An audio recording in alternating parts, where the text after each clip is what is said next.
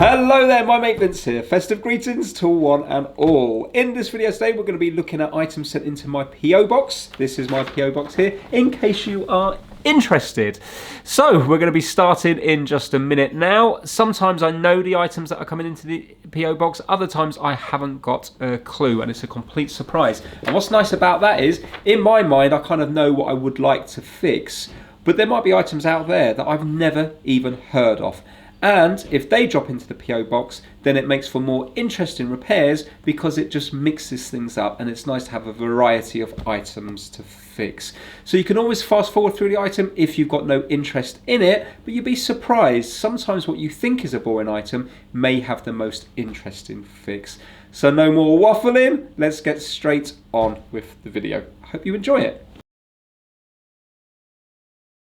Problem with this one here is the display has completely gone. So when I hit the buttons, the backlight's working, but there's nothing displaying here. And it's a very common problem on these ones.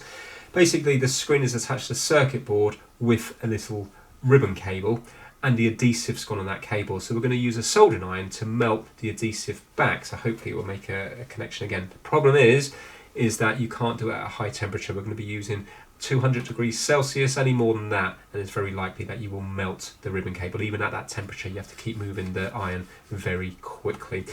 So we're going to take the batteries out. And I'm going to put pressure down at the bottom here while trying to lift up the top. So there's a little tab here and here. So I'm just pushing this in here just to try to put some pressure on it. This item here wasn't actually sent into my PO box, it was given to me by a friend Dan. Dan's another guy that I know through eBay that I've actually set up another YouTube channel with called No Waffling, but I'll talk about that in an upcoming video.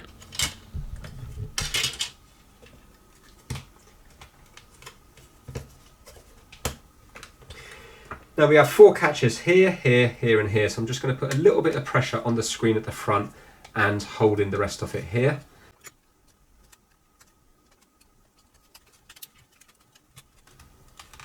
Right, they're loose, and there's 2 little posts here that we need to lift it up quite straight from. It's a bit fiddly this, but if you try to lift that bit up there, then it will pop out like so.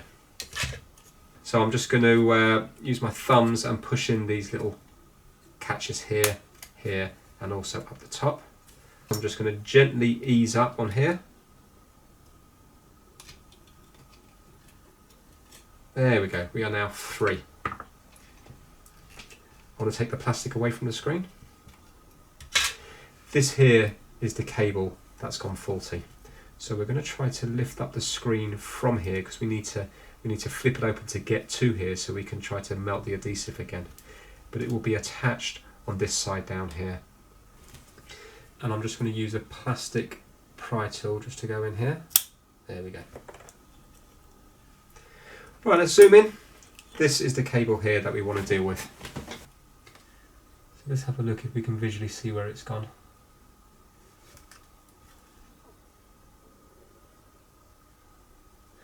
Well, I think it's gone here. Can you see how it's lifted here? I think it might have gone on this part here. So I'm just going to rub the soldering iron up and down here, and also I'm going to do it here, but I've got to keep it moving and I can't go hotter than 200 degrees Celsius.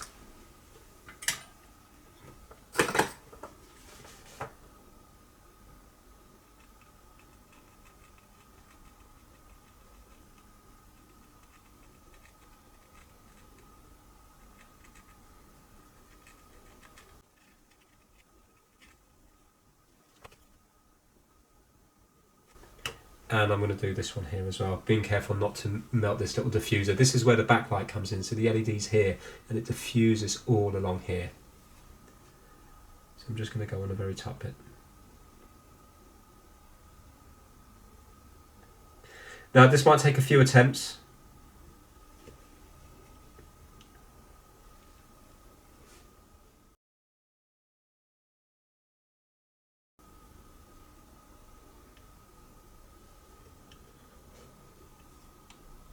Right, I think we should try that. If it doesn't work, we can then go over it again.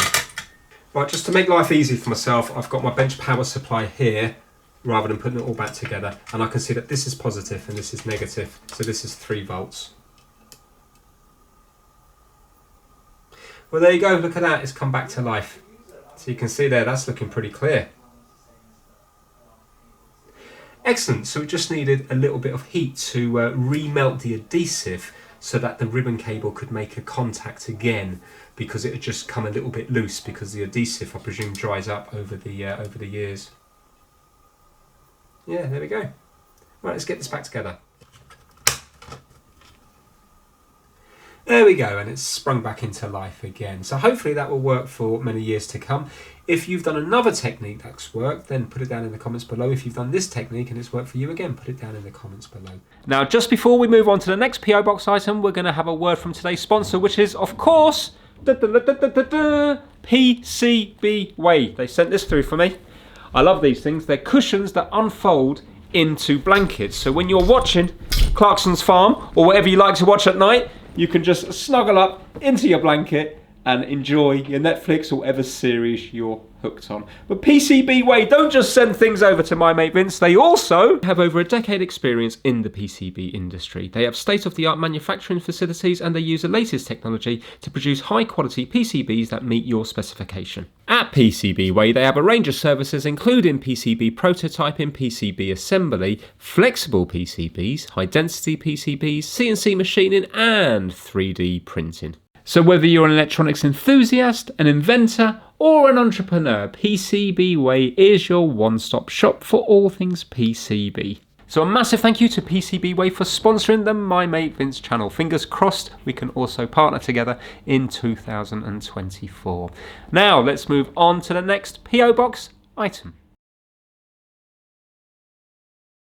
These are useful if you want to track a piece of luggage, a pet, a car, etc. Something like that. So it was sent over by Kip Hakes. He's another YouTuber living on YouTube Road very nicely. I'm trying to work out what this is. 1981, that's definitely his date of birth.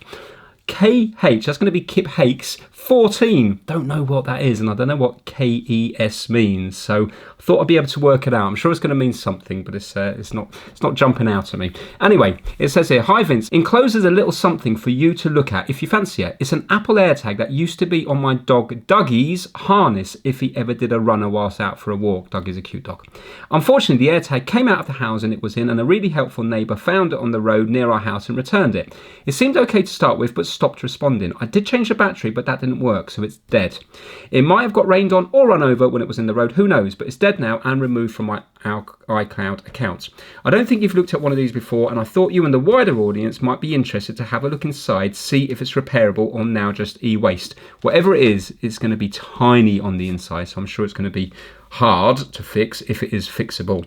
Merry Fixmas to you and the My Mate Vince audience, and thank you for all the videos. All the best, Kip." So you guys might have heard of Kip because he has been on the My Mate Vince Massive for ages. He was also part of the YouTube Fixers series that I did a couple of years back. Why that series never took off still baffles me. I thought it was one of the best things I've ever done. Anyway, let's see now what's happening with this thing. Kip did say he swapped the battery. Let's just see if this is the battery he's swapped, or is this the old battery.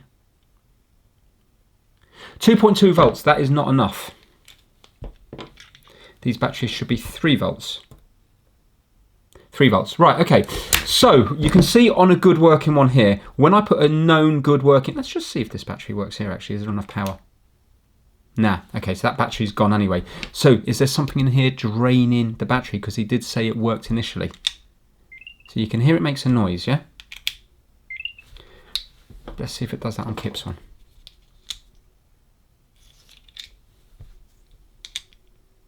No, it doesn't. Right, let's see if we can get into this.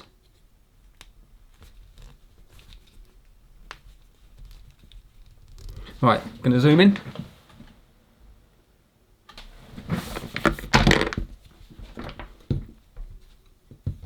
Maybe it's water damaged.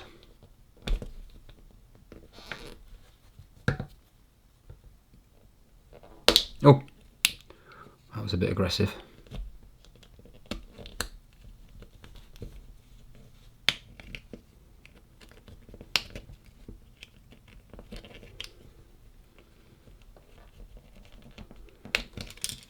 Aha, we're in.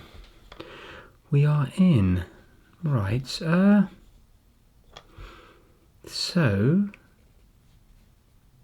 what's that? Is that a speaker? That must be the speaker.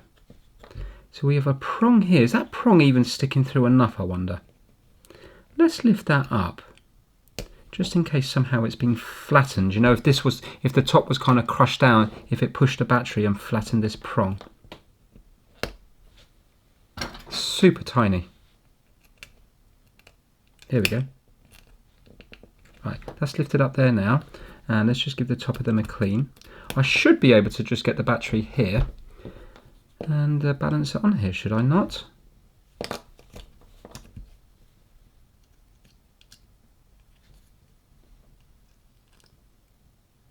No, there's no life at all. Can't see anything wrong with it. Can we take it out further? You can take it out further, but it's incredibly hard because it's been glued all around the edge. So there's two circuit boards here, and they're connected via some pins that go right the way through. The main circuit board's on top with all the chips. The chips are hidden on the bottom side of this circuit board. But then underneath that you have another circuit board with the NFC reader and also the Bluetooth antennas as well. So it's quite a clever little compact design. And both boards are connected together via, I think it's 2 pins on one side and 4 pins on the other side. Unfortunately, just taking it out is extremely destructive because it's glued around the edge. But once you've done a few of them, you would be able to take it out without too much damage. But you do have to kind of melt a little bit of the plastic away from the edge, because what happens is the circuit boards have kind of been put under a little notch on the actual outer plastic. So if you could remove all the glue, then you'd be able to rotate the circuit boards a little bit. But what's happened is, I think in the factory, the circuit boards are put in, they're rotated just about 1/8 of a turn or 1/16 of a turn, and then glue is put all around the edge. But it's more like kind of a see-through resin. So yeah, they're not easy to take out. When I took it out here, I did actually break the board with the NFC reader on it because it's so thin. And then I do notice damage as well on the top board, but I don't think that was me. It could have happened when I was bending the board, but I don't think it was. I think the damage here is what was actually caused when this was found outside. If I was to take a guess, looking at the scrape marks on the plastic, I think this might have been run over, and I think that is the actual cause of the failure of this. But it's hard to prove that because getting it out is so destructive. There's that broken chip I see here.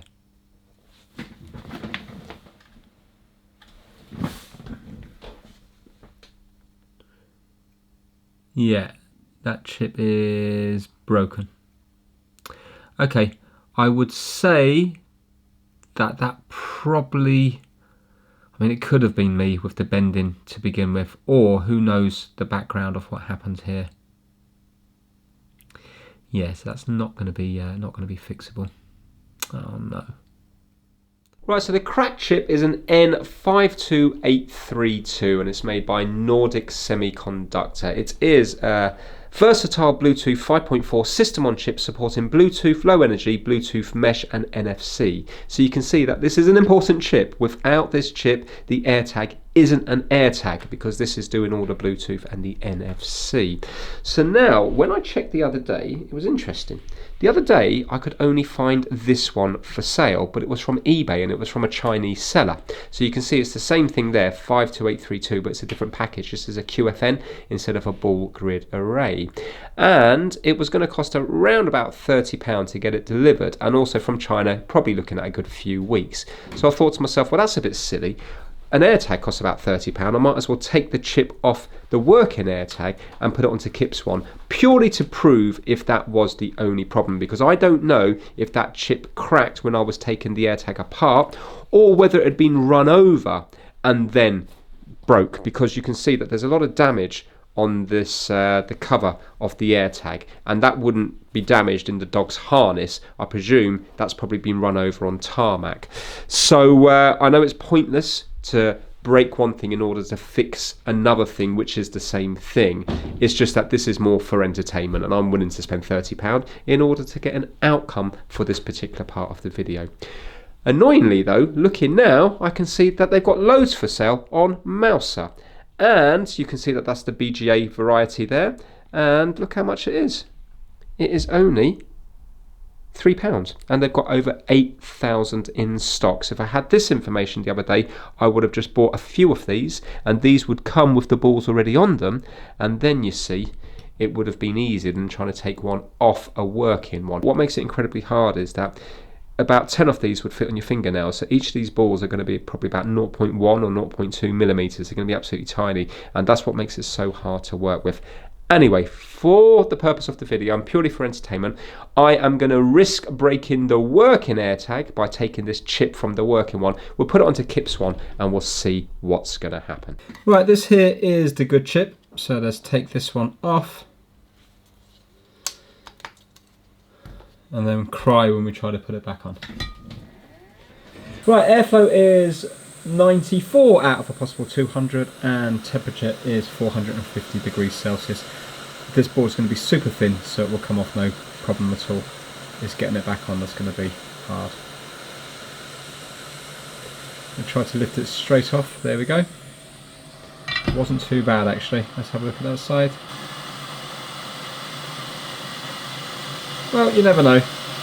Right, now we're going to try to clean up the balls on Kip Hates this AirTag.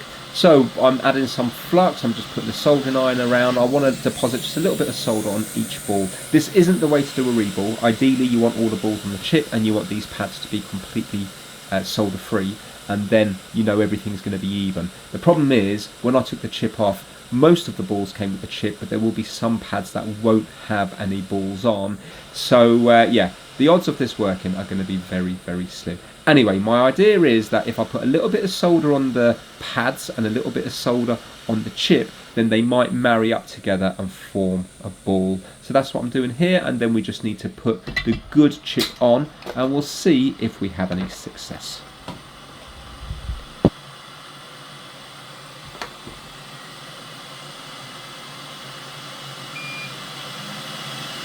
So that's the chip on. In doing that, a couple of capacitors moved around the place. That took another 20 minutes or so trying to get them into place, because they're so small.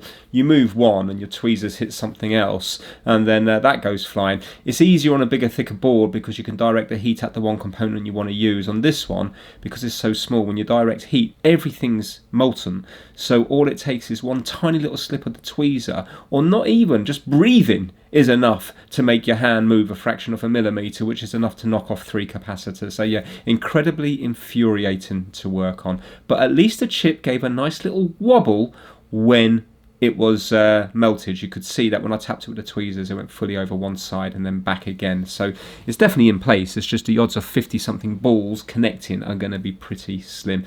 Anyway, I put it back together. It involves repairing a little bit of the NFC reader at the bottom because there's a crack through it, and then I have to solder everything back into place. It's like 2 boards sandwiched together. It's quite clever how it's done, and you solder through from the main board down to the NFC board, which has another 2, I presume, Bluetooth receivers on the edge. So it's a very compact little device, a very well made device. It looks like it's been well designed, and I think a very fair price point when you consider the software and everything behind that as well. Obviously they're shifting them in volume, but from a consumer's point of view, to pay £30 for one of these for what you get, especially with a replaceable battery, I think is a bit of a bargain. Anyway, it's back together. Let's see if it's working.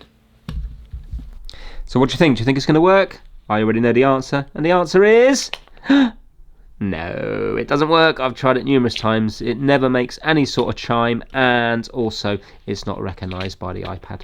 So yeah, unfortunately that was a massive big failure, not just on this one, but also I broke a working one as well. But that happens sometimes, and if I've learned something, then it's worth it for me, even though I've just broken a £30 AirTag. What I will do is I will buy some of these chips up from Mouser because they don't cost a lot of money. I'll just wait until I'm doing another delivery, and that way then I won't have to pay the postage, because often you get the free postage over a certain amount. So hopefully I will be able to get the other AirTag working. I'm not sure if I'll be able to get this one working because I don't know if there's other faults on it or not. Unfortunately, something like this is just so small to work on. It really does hurt your eyes. It's hard to explain, but trying to put that chip on, and then when you knock a capacitor, the amount of strength it takes is really weird to not twitch is actually very tiring. And I think going forward into the future on items like this, and also mobile phones and stuff, maybe even if people can get the correct chips and access to the schematics, maybe the things that's going to hold people back is the ability not to wobble when they solder something like that, because it's incredibly small. And I know people think it's easy when they see it on the screen, but it's not. And I keep saying you could get so many of those chips on your fingernail. And now imagine when you do a bit of soldering, you're used to kind of, oh yeah, soldering onto a battery contact, but your blob of solder is probably going to be a quarter of the size of that chip. And in that quarter of the size of that chip, you're probably going to have 20 balls. That shows you how small it is. So maybe that will be the thing that will hold people back in the future from fixing their items, is that we're not a machine, and we're not going to be as steady as a machine. So we're not going to be able to reball as good as a machine does. So yeah, maybe the sort of golden era of fixing stuff might be up to now, and maybe in the future we might be held back by our own lack of ability, not knowledge but physical ability to do stuff. Should be interesting. Anyway, yeah, massive thanks to Kip for sending it out to me. Sorry I couldn't fix it. Great job on a smiley face. Let's move on to the next item. Right, next up we have these, two of them, both faulty, and what they are, you're supposed to attach your satellite dishes to them, but I'm not on about the little Sky ones. These are for super big dishes. Apparently these can take up to 1.4 meters, which is massive. Now you need to remember, in something like gale force winds, there's going to be a lot of pressure on that, so they need to be incredibly strong. They're supposed to be very quiet, and there's not supposed to be any play, because otherwise then a bit of wind, you might find that your dish has moved a tiny bit, and then it's not going to pick up this signal. So what happens with these ones, apparently they're not moving anymore. So let's take them apart and see if we can find out what's going on. The gearing in here is supposed to be very good quality, which it would need to be, because you're not supposed to have any play on them. So I think it'd be quite interesting. They were sent in by Andy, and it says that he's a massive fan of the channel. He's been watching for a long time now, probably 4 years or so, and he's nearly at 100% completion getting through the archive, and I do think I have over 1,000 videos, so well done. Loving the creative things that you've done over the years, such as portable consoles and the likes of transmitting your gameplay via RF to the old TV boombox. Now that is going back some time. Always love a nice bodge too. You've inspired me to have a go at attempting to fix things before going to the professionals or buying a replacement. Well done. And I've had quite a few success stories, so thank you for doing what you do. I've even done a few fixes of things in the workplace, such as repairing a digital clock, which my boss was happy that it saved him a tenner. Well, yeah, he's happy, you're happy because you fixed it, because there's always a nice feeling when you fix something. My dad and uncle also enjoy following your videos, particularly the DIY and Rolls Royce stuff, and we tend to watch new videos together when we're all together on a Saturday, to the absolute delight of my mum, who is not so much of a fan. Well, can't please everybody. Do you know what? I think this channel is still about 95% male. So yeah, we need to get more female audience members. Any ideas how I do that? Let me know. Anyway, I've got a few 40 bits collected, so I thought I'd send them over to you. Keep up the great work with your channel. All the best to yourself and your family, Andy. Thank you so much, Andy. Andy has sent a few things over, but this is what we're looking at today. And it is 2 satellite motors. Something quite obscure for you to look at. These motors are used to move satellite dishes to pick up multiple satellites to receive TV channels from across Europe and beyond. They take 13/18 volts depending on the signal polarity. slightly nervous because I'm not sure how I'm going to know that, from a satellite receiver to move the dish east or west. These two have died from what I think could be either a short or faulty capacitors. They can normally be manually moved by holding the grey button below and to the left of the Made in Taiwan writing. 2 presses moves them in the opposite direction. An orange LED shows when there is a fault, green means it's okay. I've included a short coax cable for your testing. Any Skybox should send it the power it needs, or you could use your bench power supply. I'm thinking it's going to be positive on the middle and then negative on the outer one here. This is an F-type connector. Right, so we have got buttons here, and there's a light, I think, in this one. Yeah, little LED there.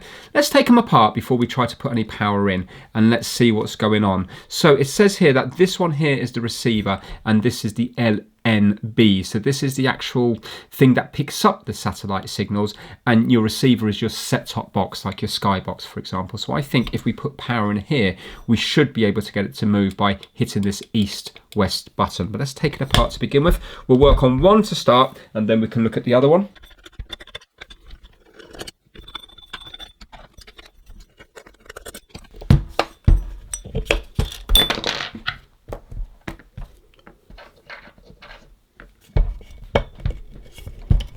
Now, how are you supposed to come out? Oh, there we go. Okay.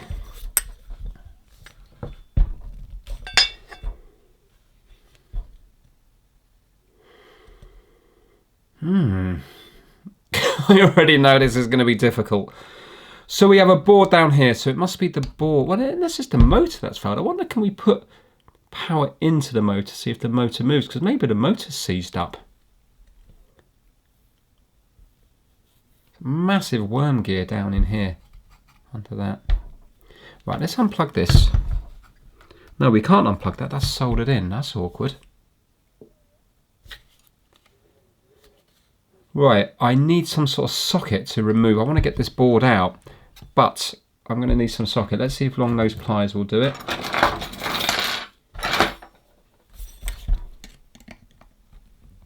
Yes, it will. So the problem is here is you are going to pick up certain channels, but this isn't moving, so you're going to be stuck with those channels forever.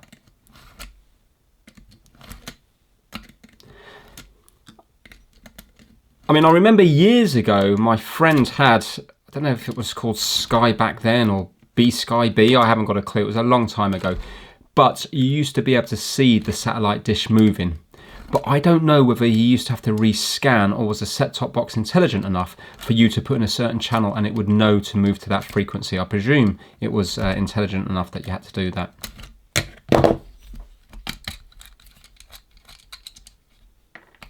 Right, can I unplug it from this side here?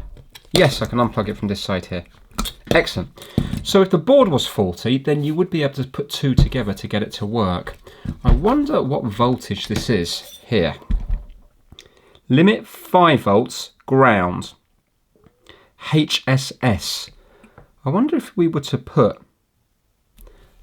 because where does this go to? This is the motor, isn't it? And then it moves this massive gear, and this must have some sort of sensor to know when to tell it to stop. I wonder if we were to tap against the 5 volts and the ground, would anything happen? We do have a reset. I think we'll put power in. What did he say? 12 or 18 volts, was it? 13 to 18. Is there anything written on here to tell me? Yeah, 13 to 18 volts DC. So I don't know if that means 13 or 18 or 13 to 18, but let's get 13 volts on and connect it up to here, and we'll see whether or not we have anything. And it's 350 milliamps. Right, there we go, 13.07, 350 milliamps. So let's now go on to here. I should be able to just touch the middle here. Whoa.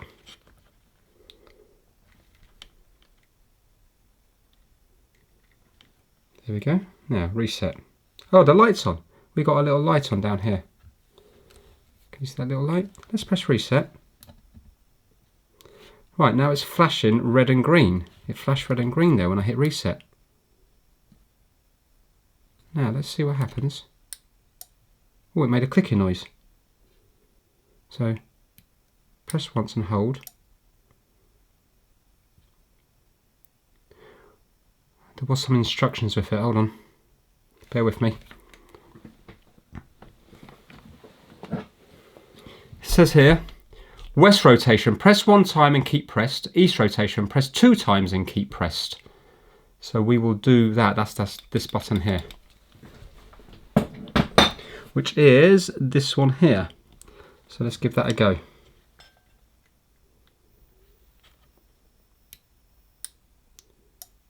Clicks, but then it clicks out. So that's the relay going, isn't it? But it's not moving.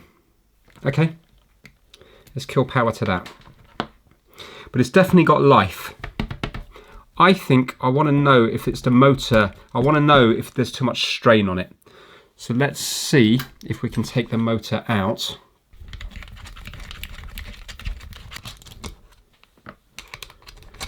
So I presume now the motor will turn by hand because it hasn't got to go against this worm wheel here. And it should be easy enough to turn or not. Still seems seized. Anyway, let's give it a go. Grease everywhere. Hope it doesn't spit that grease up at me. No? Yes, look at that. See that? It went for a second.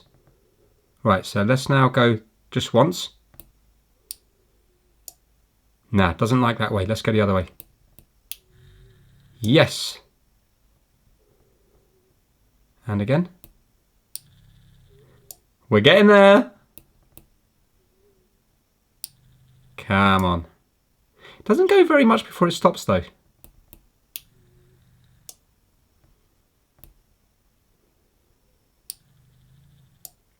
I thought it would keep on going until I let go. Or until this measures, you know, this measures here. Unless, of course, this is reading that we're off center. Do you know what I mean? This could be because we are connected. I'll tell you what we'll do. Let's unplug this one. Then it might go more. This is quite interesting. Ready? No. Nah, it's jammed up here, you know. Let's try to free this up. I'm going to put some gloves on. This reminds me of the seats on the Rolls Royce. If you haven't watched any of those videos, I highly recommend it. A lot of them have been a lot of fun.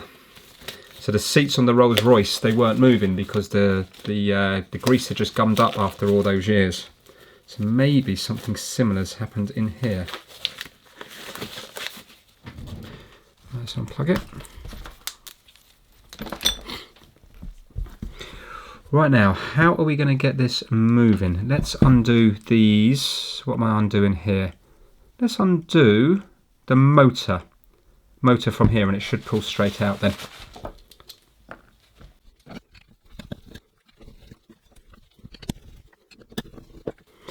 Now, is this going to turn freely? Yes, you are. So you turn freely there. Right, let's see if you will keep moving now then.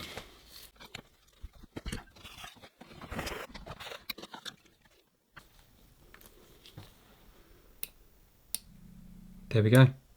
But it still only goes a very small bit before it stops. There we go. That went longer that time. Now we're getting there. Did you see how quick it went then? Look at that. And it's going. It's not stopping. It's not stopping. And the other way. Right, which way is that going? I can't tell. Yes, it's not stopping now. Look at that. Got my finger on it. It's the motor seized up because maybe through lack of use. Maybe, do you see what I mean? Like maybe 95% of the time you're watching the channels on the east or the west. And maybe if you haven't changed over for a month or something, it starts getting slower and slower and then just fails. So maybe if you are watching more channels, then you'll have more chance of it lasting longer. Yeah, there you go. It wasn't doing that before, was it? And this is also reminding me of the water pump for the headlights on the Rolls-Royce. I'm really selling the Rolls-Royce to you, aren't I? It's because I'm desperate for views on it, because it's been it's been a failure of a series.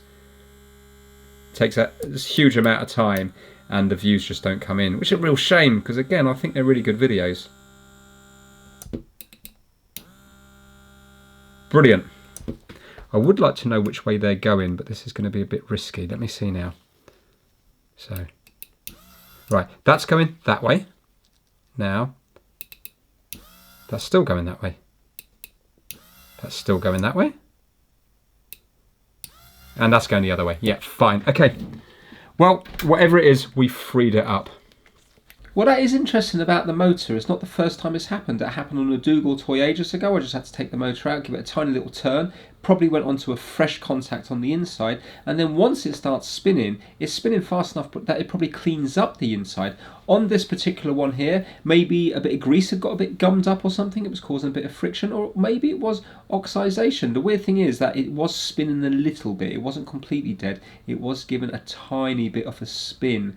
But just by taking it out, it's now spinning really freely. You can hear it spinning freely, yet when I first of all took it out, it was still only spinning a couple of turns before stopping. So yeah, interesting one. And like I mentioned, on the Rolls-Royce as well, that motor just needed working, and when you kind of kick-start it one way, swap polarity, go the other way, swap polarity, which is what we're doing here by hitting the button once and twice. You're making it go east and west. You're making the polarity positive negative and then negative positive, so you're spinning the motor both ways, and I suppose that frees it up. So yeah, I'm sure it's not going to be the only time that motors have failed through lack of use. I'm sure I'll come across that again in the future, and that's the great thing about doing a variety of things. Sometimes you see the same faults crop up again and again, even though this satellite motor is nothing like a Dougal toy from the Magic Roundabout.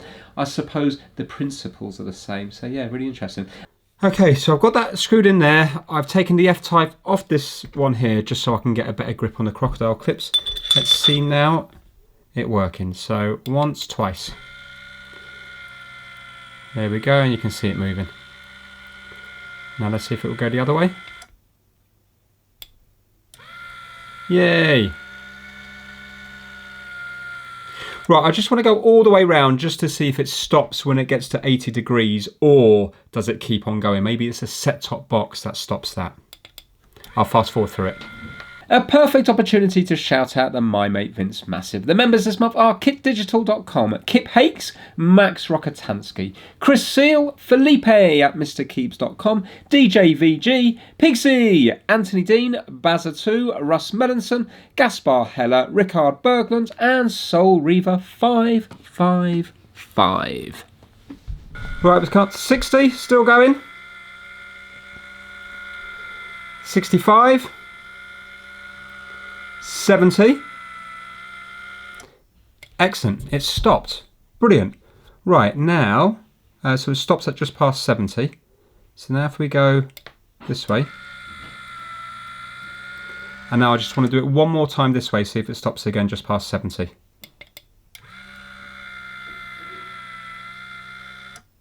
Fantastic, it does, so it knows to stop there. Now I'm going to go the other side. Again, I'll fast forward through it.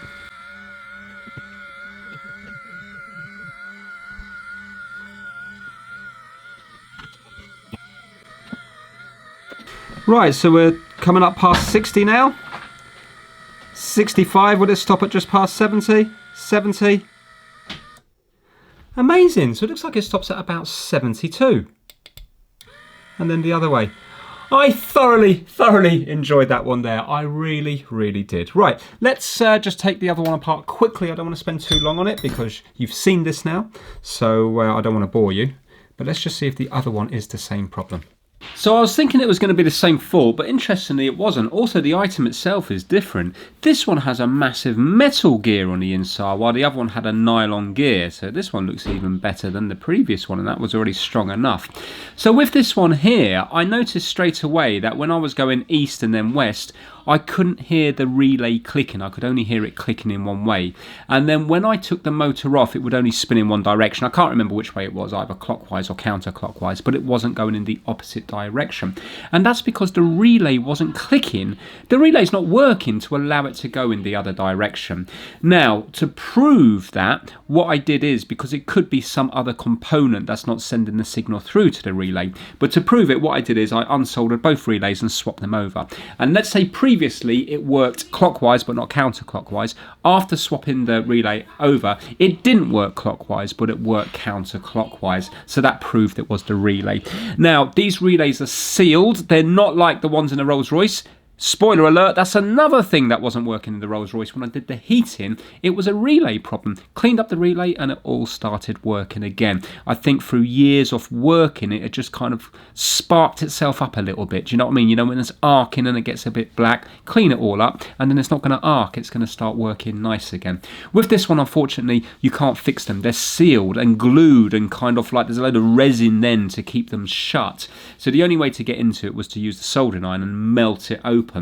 I knew it wasn't going to be fixable because the thing can't come apart, but I just wanted to see what it was like on the inside. And sure enough, on the inside there was loads of, not so much corrosion. The nickel plating had completely gone and it was just like a bubbly black mess. So I suppose it couldn't stick down because it's not going to be magnetic anymore because the surface is too dirty.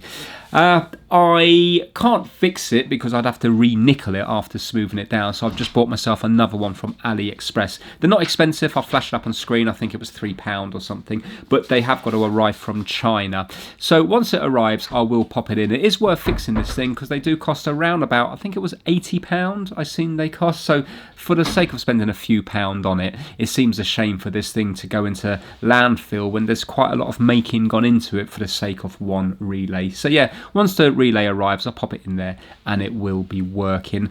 Was this one more interesting than the one I've just done?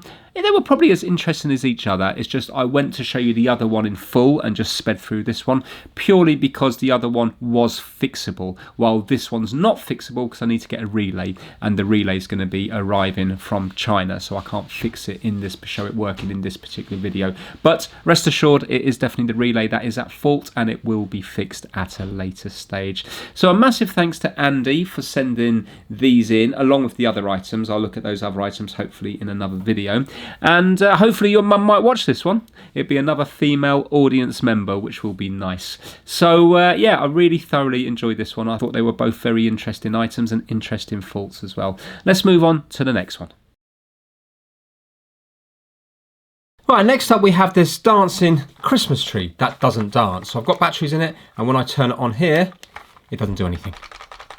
Yeah, so I don't know if it's noise activator or it just goes off. I presume it just goes off, but it's not doing anything at all. So this was sent in by Sam, and it says, I've been watching your channel for a couple of years and you've taught me so much about fixing things. I find it very entertaining and I love that you show when things don't always go as planned, as that is part of the learning process. Keep up the good work. Exactly. Just like the AirTags. So other people may not show that because they might be embarrassed. But why are you embarrassed about trying something and it fails? To err is human. Is that not the saying? Anyway, it says here, this Christmas I was unboxing the decorations and found this item. It's supposed to spin around while dancing whilst the Christmas tune plays, but it's no longer turning on. Might be a simple issue, but thought may make a good video for you. Best wishes, Sam. Right, let's check it out. I did notice when I put the batteries in that it looked a little bit corroded, but not too bad. So that one there looks a little bit on the corroded side. Let's go between here and I think, would it be this one? And see what we have. No, we have got voltage there. Only 3 volts. 1 second now. So here to here. Wait a minute. There to there. Nah, see, we've got a problem. Yeah, I think it's just a battery problem. We haven't got voltage there. So this one here, fine, 1.5 volts. And then that's going to go through to here. So this is going to be 3 volts. And then it goes to 3 volts. So then this is also going to be 3 volts. But then we don't have anything here. Is that correct? Slightly confused how we've got 3 volts there. The same as that one there. What's going on there? Why are we even getting a reading if that's not working? Well, I'm not too sure now. Oh, hold on, sorry. 1 second. 1 second, that's positive. 3 volts. I'm confused. How can we have it there? So we haven't got the reading there, but yet we haven't got the... I'm not quite sure how it's making that circuit, because I would have thought we would have had nothing there then. Right, okay. Let's just give it a quick clean up here.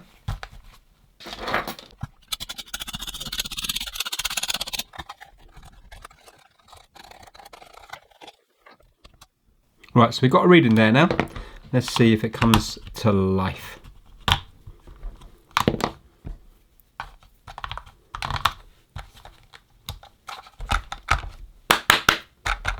No.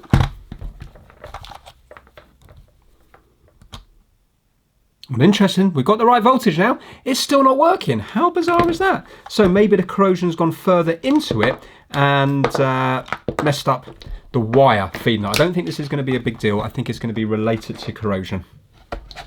I can see loads of little screws around the place. Let's just undo them.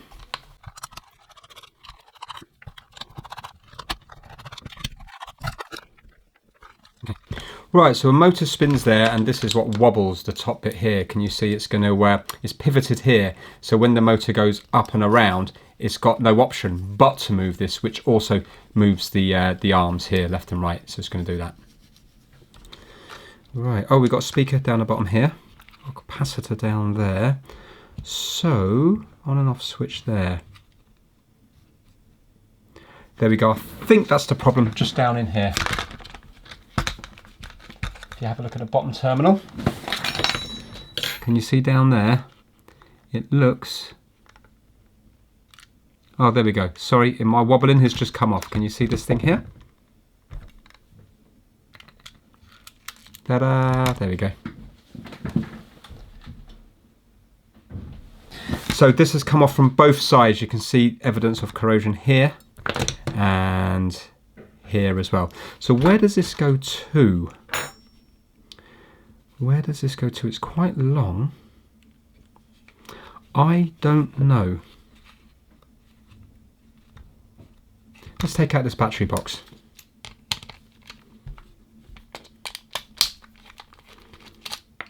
I'm just going to take it out where it's attached to here. I don't want to take it apart because this is where all the gears are. I just want to take it out from here. So I've got to be careful what screws I undo.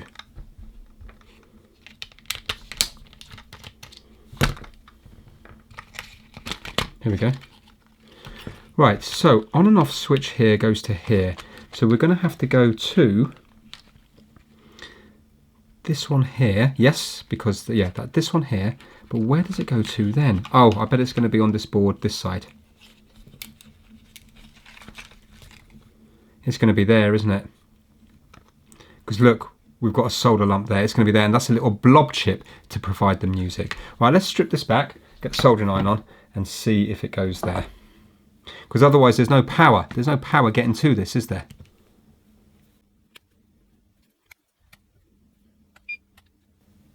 Right, that wire looks quite black even when I go down into it. It doesn't look shiny, so I'm going to get a new bit of wire.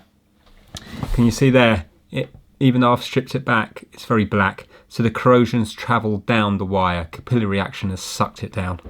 So yeah, I bet it's the same this side as well. Has it gone all the way through?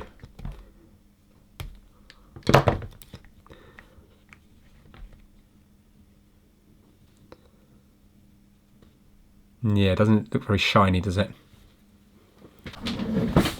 Right, let's use a little bit of red wire. So all I have to do is cut a length of red wire off, strip it back, solder it into place, one part on the battery compartment, the other one onto that little circuit board next to the blob chip, and then hopefully this will be working again.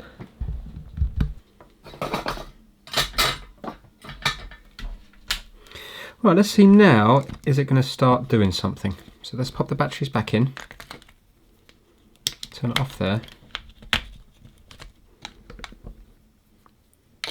Ready? There we go. No sound though. Oh, actually, let's stop that. There's no sound. Oh God, I'm all twisted. I wonder how the sound comes out. Or does it dance first and then the sound start playing? No, this thing is supposed to dance and sing at the same time, and the singing part of it is done from the blob chip. If it was just dancing, we wouldn't need the blob chip. We could just have the motor and the gearbox, and then it would spin round. So the first thing I check is the speaker, just to make sure that the speaker's working.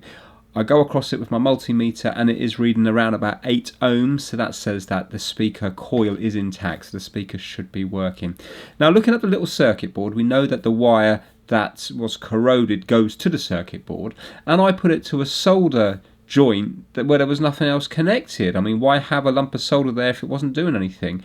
But maybe it was for programming when it was made, because when I take off the wire and then I touch the different parts of the board, all of a sudden the thing comes alive. Let me unsolder that one there, just in case I've soldered up to the wrong one. I don't think I have, but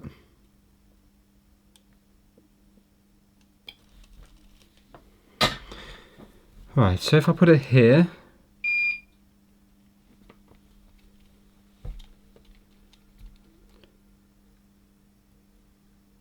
oh my god,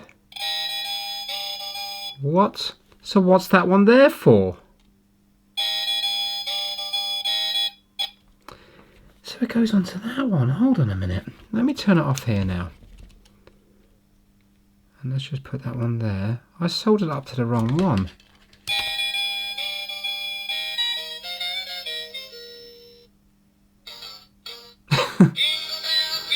Oh my word. So why is there a lump of solder on that one? Or is that to program the chip? Oh well, okay. Off.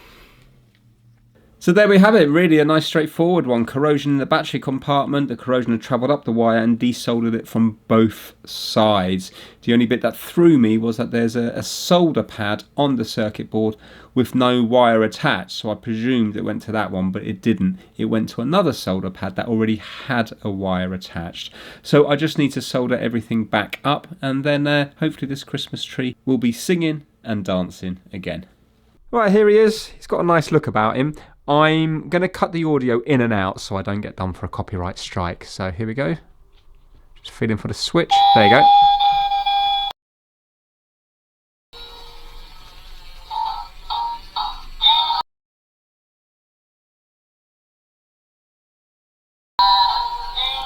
There we go. Right, thank you, Sam. I struggled on that one more than I thought I would, but anyway, it's working in the end. So a massive thanks to everybody that's made it to the end. I hope you enjoyed it. I'm going to be releasing another PO Box video very, very soon because I've been working on a load of items together. So if you've enjoyed this one, think about giving it a nice big thumbs up and subscribe if you haven't already, but I'm sure most of you already have. Thank you so much. Look after yourselves, everyone, and I'll see you all very soon. Take care. Faith serenely beaming, with glowing hearts by his cradle we stand. So lit by light, our stars sweetly gleaming. Here come the wise men from Orient land, the King of Kings laid this lowly manger in all our trials, born to be our friend. Oh, fall on your knees, oh, hear the angel voices, oh, night divine, the night when Christ was born, oh, night divine, oh, night when Christ was born.